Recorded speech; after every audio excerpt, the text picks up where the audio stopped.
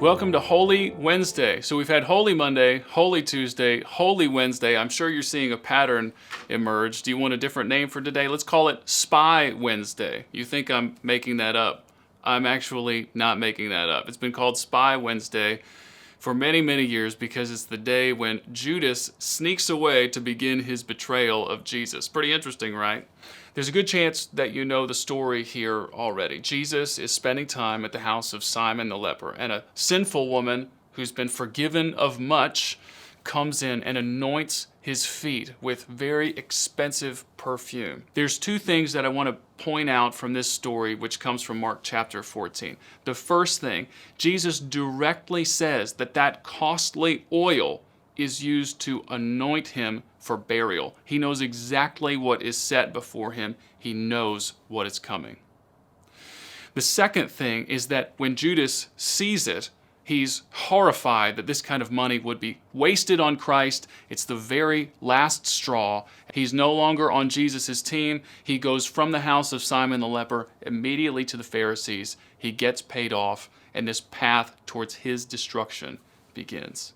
This is unfortunately the beginning of the saddest parts of the story, so let's juxtapose it a little bit with some church tradition. You'll be pleased to know that the church has for centuries been excellent in creating traditions that completely miss the point. Similar to the great egg hunt, we come to the church tradition of spring cleaning, which arose out of the Jewish custom of cleaning one's house before Passover. So today, if you've been after your spouse or your children to clean up their room, clean up the garage, the man cave, the sewing room, etc., you can lean on this tradition and you can trust that they are participating in a centuries-old church tradition and that they are doing so within the great cloud of witnesses. At least we're pretty sure that's what that cloud is. Anyway, back to the story. Two application points that I think we should look at. The first one, just like this woman had been forgiven much, you, O Christian, have been forgiven of very, very much.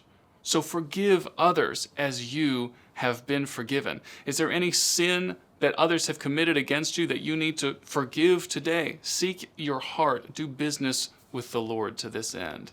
The second thing, and this is even more difficult, have patience and long-suffering with your enemies. Think about how Christ was still so loving to Judas, even in the midst of Judas leaving his presence to go and betray him.